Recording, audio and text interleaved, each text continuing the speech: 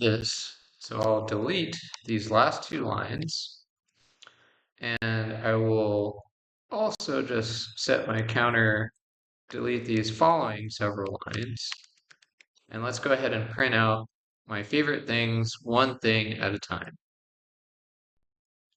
As we see that we did get each one of my favorite things, and it got printed on a new line each time. So if we wanted to print, I will not set my teacher's hair on fire 1,000 times, that would really be a lot of work to figure out putting 1,000 things in a list. So in Python, there's something a little bit more handy. We can use the range method, which gets purple in Python because like print range is a special word. So we'll say for I in range,